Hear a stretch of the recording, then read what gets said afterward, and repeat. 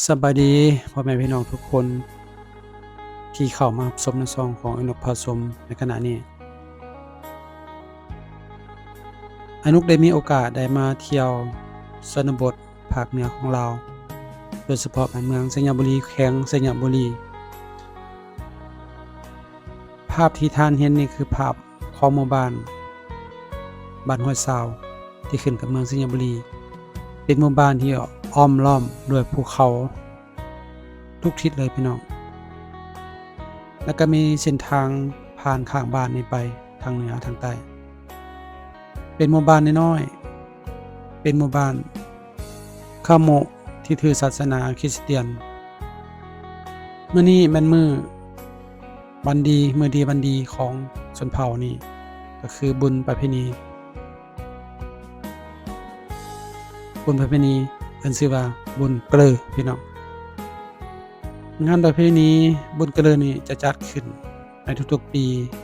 บ่ต่างหยังกับบุญปีใหม่ลาวแล้วก็เอิ้นชื่อว่าบุญปีใหม่ของชนเผ่าขะหมูพี่น้องประเพณีการฉลองบุญปีใหม่จะคึกคืนม่วนซื่นและมีกิจกรรมหลากหลายแนวใดขอเชิญเข้ามารับชมได้เลยเขาจะพาพี่น้องมาเบิ่งการแห่ประเพณีบุญบ้านหอยซาวบุญกะเลอ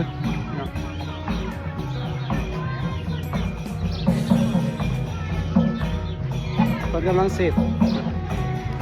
บุญกะเลอบ้านห้วยซาวเมืองสิงห์บุรีแขวงสิงห์บุรี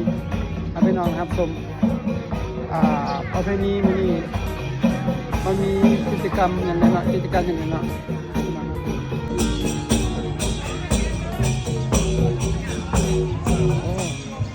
มีขบวนของสาวน้อย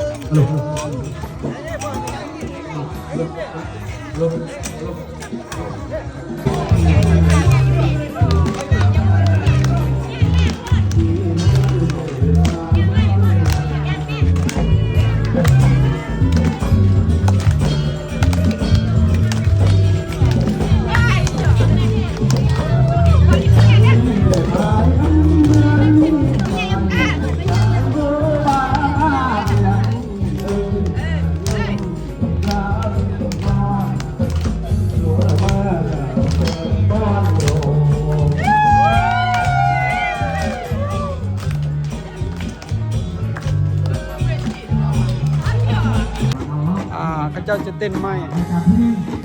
นี่บ่เพิ่นว่าไม้ครอบแคบของสุขาวขมุกเนาะภาพบรรยากาศกันพี่น้องเต้นไม้ครอบแคบนี่จะเป็นประเพณีของชนเผ่าขมุกเนาะของชนเผ่าผู้บ่แม่นของชนเผ่าปลายเด้อชนเผ่าขมุกจะมีชนเผ่าขมุกพวกไทยดำชนเผ่าไทยดำเนาะชนเผ่าจังได๋เนาะบ่ได้ฮู้แล้วคอมเมนต์มาเด้ออันนี้ของชนเผ่าขมุกอันนี้ให้พี่น้องครับชมภาพบรรยากาศกันพี่น้อง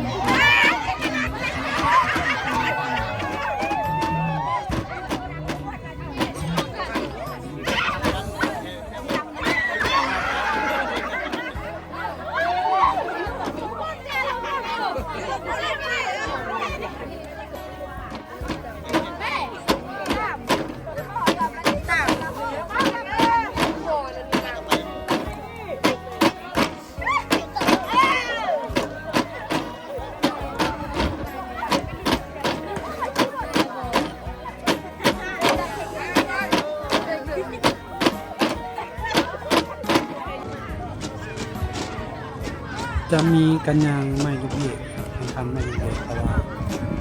สิ้นสุดไปแล้วอนุภัยบ่ทันครับ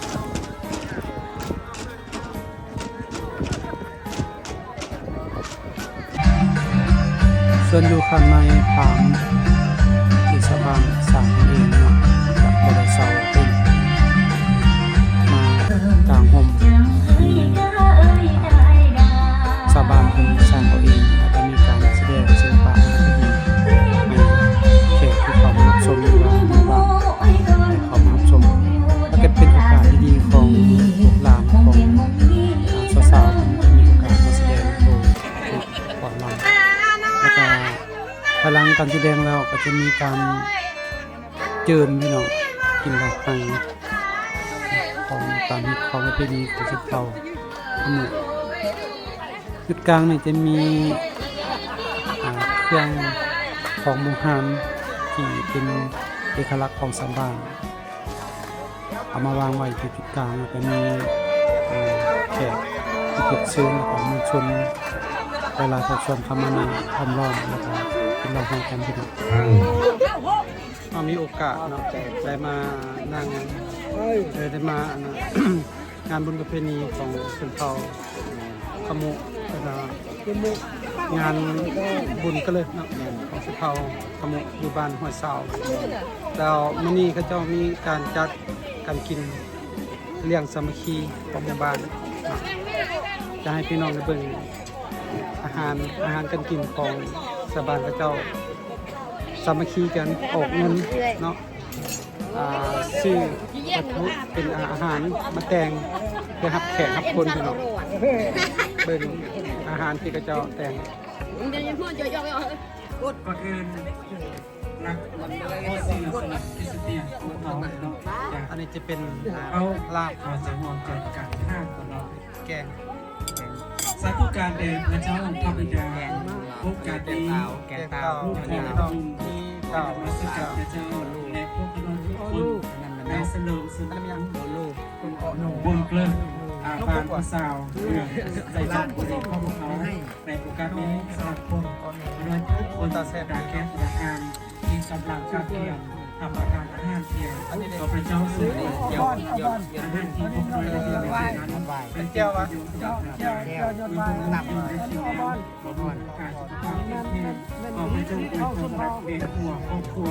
ที่ได้ปลูกเองอาหารคำนี้จึงได้รับความมาจากพระเจ้าคอยความรักเก็บประทานทุกทานอาทิกำลังการเกี่ยวกับประทานอาหารเพียงแบบนี้กับอันยังไม่เห็นเปลือกมันเนาะมันจะเจ้ากับเจ้าไว้ที่บริโภคสิ่งในพระนามศักดิ์สิทธิ์ขององค์พระเยซูบรรยากาศอาเมนบรรยากาศเอามาใครเขาเป็นความสามัคคีของชาวบ้านเนาะเอาล่ะอนุกรรมการสถานที่ครับบรรยากาศวัดทานกดกาเบิ่งเนาะตอนนั้นจะเป็นจุดเพิ่นเจิมและกินเหล้าไห้ทานสหายโอ้ยดิ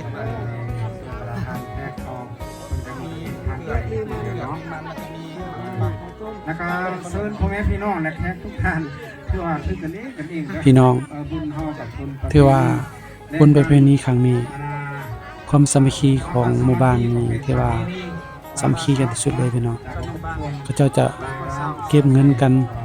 ออกอาหารเพื่อมาแต่งอยู่คู่กินรวมแล้วก็เป็นงานกินเลี้ยงใหญ่ที่สุดของหมู่บ้านประจำปีเพื่อต้อนรับแขกคนที่เข้ามาร่วมฉลองบุญปีใหม่ของตนเองของชนเผ่าตนเองก็คือบุญกันเลยถือว่าเป็นภาพที่จดจำหนึ่งของข้าพเจ้าที่เห็นงานประเพณีที่เป็นแบบนี้พี่น้องขอส่วนถือว่าใจดีที่สุดเลยต้อนรับแขกคนไปมาเอาผู้ใดเข้ามารับชมก็อย่าลืมกดไลค์กดแชร์กดติดตามในช่องของอนุผสมได้เนาะผู้ใดเข้ามารับชมก็ขอขอบใจอย่างณที่นี้